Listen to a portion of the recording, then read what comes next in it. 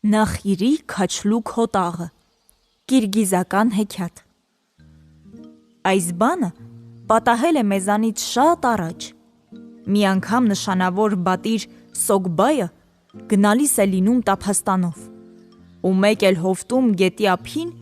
անթիվ անհամար կովերի մի նախիր է տեսնում Նախիրը արածեցնում է մի փոքրիկ հոտաղ որը շատ հանդուգն ու չար է լինում Նա մոտենում է նշանավոր բատիրին, բարև է տալիս ու հարցնում Էս ում նախիրն է, հոտաղը զարմանում է Դու ինչպես երևում է, նշանավոր ջիգիթ ես,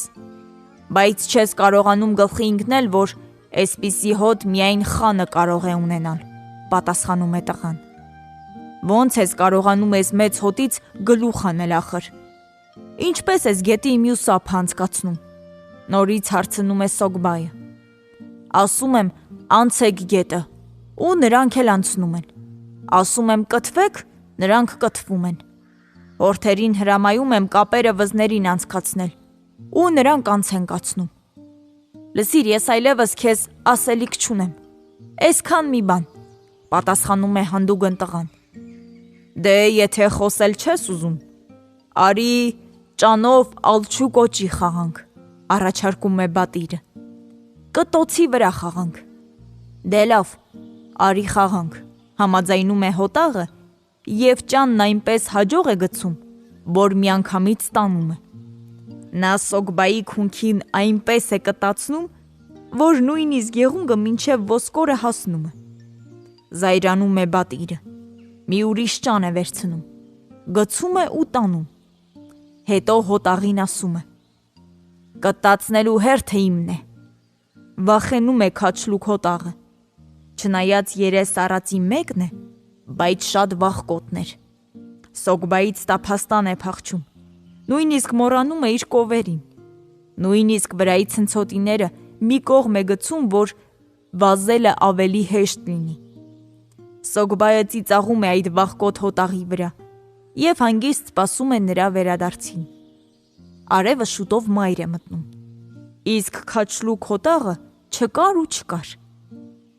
Ես հիմա խանին ինչ պատասխան տամ ես հանդուգն հոտաղի պատճառով Մեկ էլ տեսար կարծեց, թե նրան սպանել եմ Անհանգստանում է բատիրը Չիմանալով ինչ անի բատիրը իր ձիու ականջին ինչ-որ խոսքեր է շշնջում Ձին անմիջապես ճան է դառնում Սոգբայը ճանը ծոցն է դնում Վրան գցում հոտաղի ցնցոտիները և հոտը դեպի գետն է քշում Բայց կովերը համառում են Չեն ուզում ջուրը մտնել Զայրանում է բատիրը և սկսում է կովերին մեկ-մեկ մյուս ափը շպրտել Այս բանը տեսնում են բլրի գագաթին կանգնած խանի աղջիկները Ջիգիթը բոլոր կովերին մյուս ափն է գցում Լոք է տալիս անցնում գետի վրայով ու հոտը քշում առաջ Երբ բատիրը բլրին է հասնում Աղջիկները նրան հարցնում են Լսիր, այդ ինչու էիր կովերին շպրտում Ես մոռացել եմ են խոսքը, որ պիտի ասեի Իսկ առանց դրա կովերը ջուրը մտնել չէին ուզում Ես էլ բարկացա ու դրանց դիմացի ափը շպրտեցի Հնազանդ ինչպես վայել է հոտաղին բացատրում էր Սոգբայը Բայց խանի փոքրիկ աղջիկը, աքսուեկը Գլխի է ընկնում, որ իրենց դիմաց կանգնածը ինչ-որ սովորական հոտաղ չէ Մեր քաչլուկ հոտաղը մի հորթի հախից չէր կարող գալ Իսկ սա կովերին մեկ-մեկ այս կողմը շպրտեց, մտածում է նա Սակայն խանն ու իր կինը ոչինչ էլ չեն նկատում Խանի կինը նրան միաման այրան է տալիս Չորացած բլիթներ ու հրամայում է քնելու գնալ Բատիրը ուտում է Խմում և խանի յուրտի մոտ պառկում է հենց չոր գետնին ու քուն է մտնում Կեսգիշերին աքսուեկը արթնանում է Զգույշ տեղից վեր է կենում Յուրտից դուրս գալիս մոտենում քնած Սոգբային ու գլխից վերցնում է գլխարկը Բացվում է Սոգբայի լայն ճակատը Փռվում են խիտ սև մազերը ու աղջիկը հասկանում է, որ սա ինչ-որ մի սովորական հոտաղ չի, այլ նշանավոր ջիգիթ է։ Խանն առավոտյան գնում է զբոսանքի, հետո հոգնում է ու նստում է բլրակի լանջին։ Նրան է մոտենում փոքրիկ աղջիկը, աքսուեկը, 3 թաշկինակ է առաջը դնում ու լուռ հեռանում է։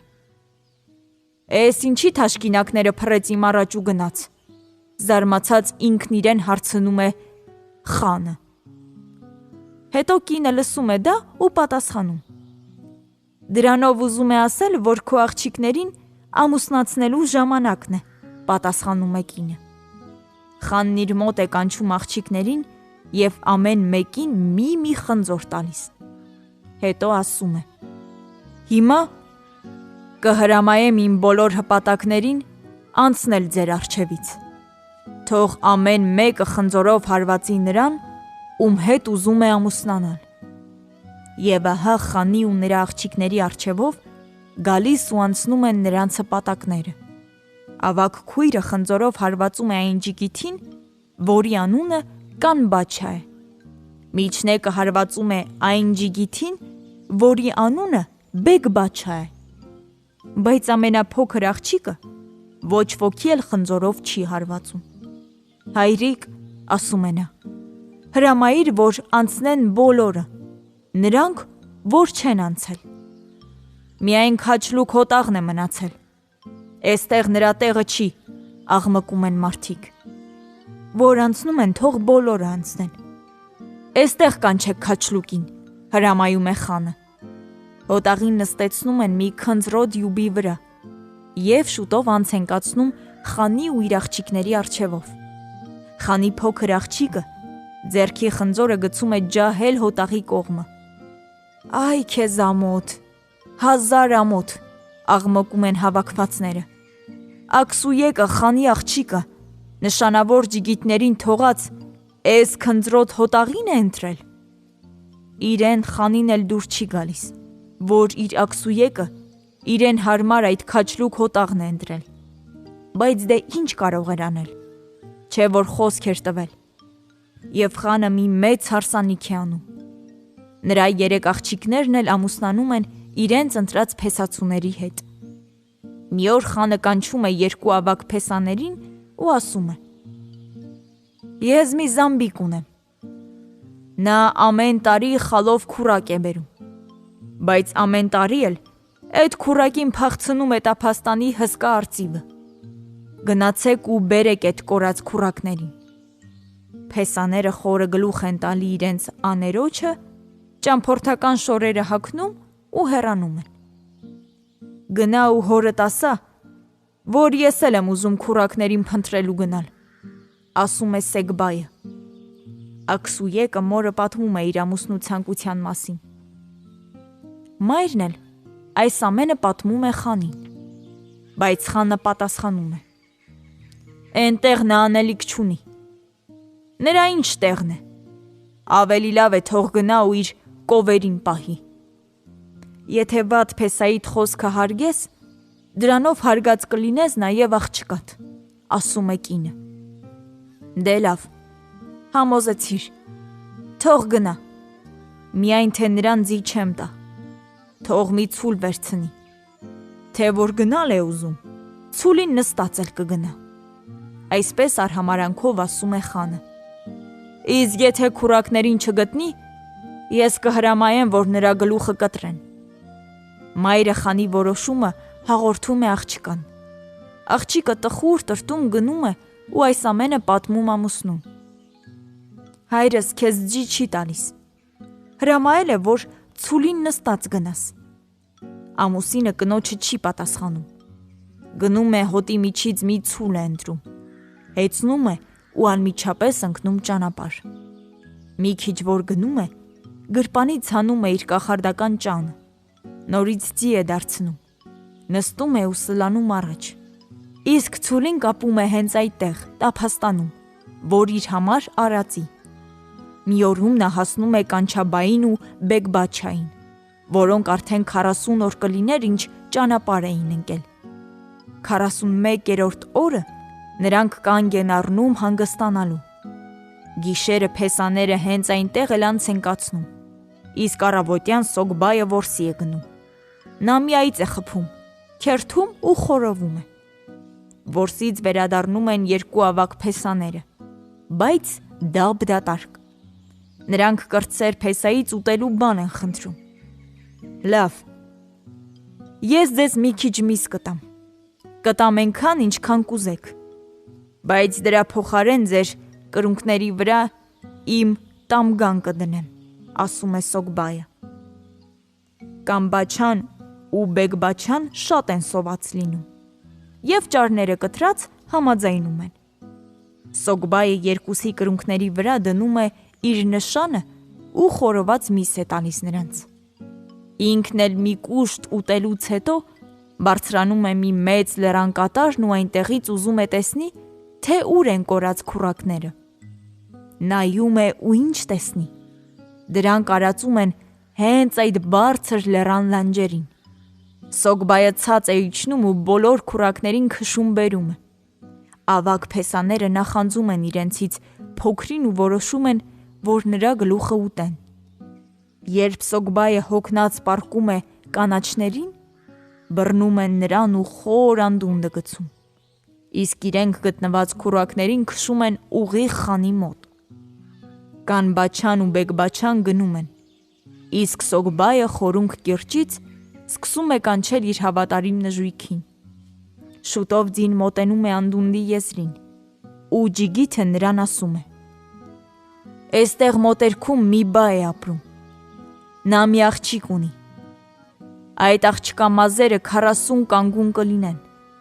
Այդ աղջկան ինձ մոտ բեր»։ Ձին շուտով վազում ու հասնում է բայի յուրտին։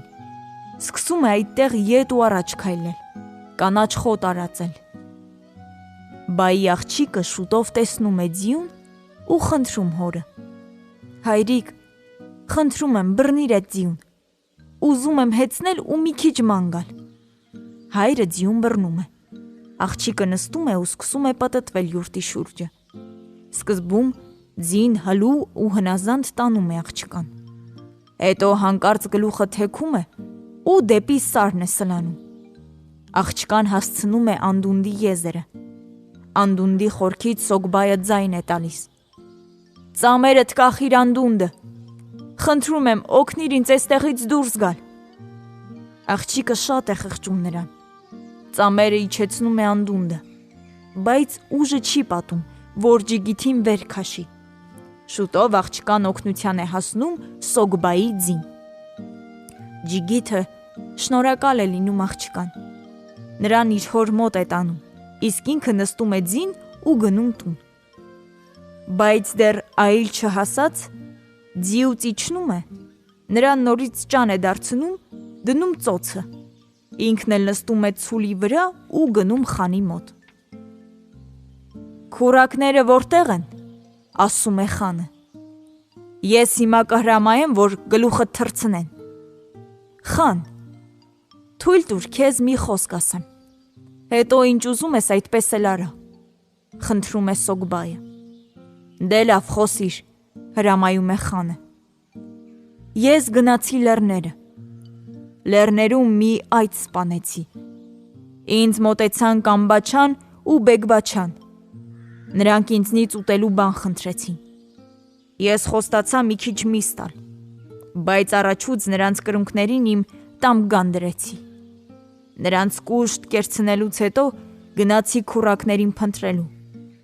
Շուտով ես գտա դրանց տեղը։ Քո սիրելի փեսաները տեսնելով այդ բոլորը նախանձեցին ու ինձ անդունդը գցեցին։ Խան, ես քեզ զուտ ճշմարտությունը պատմեցի։ Թե որ չես հավատում, հրամայիր քո սիրելի փեսաներին թող ցույց տան իրենց կրունկները։ Փեսաները ինչ կարող էին անել։ Նրանք ստիպված ցույց են տալիս իրենց կրունկները, և բոլորը տեսնում են Սոգբայի թողած նշանը։ Խանը տեսնում է, որ իր կրտսեր փեսան սուտ չի խոսում և նրան մահապատժի չի ենթարկում։ Այստեղ էլ Սոգբայը խանին պատմում է, որ ինքը իսկի էլ հոտաղ չի, այլ նշանավոր բատիր է։ Սոգբայը խանին դուր է գալիս։ Խանն իր երկու վախկոտ փեսաներին դուրս է անում պալատից։ Ու երբ շատ տարիներ անց ծերանում է, իր խանությունը նա տալիս է իր սիրելի Սոգբայ բատիրին։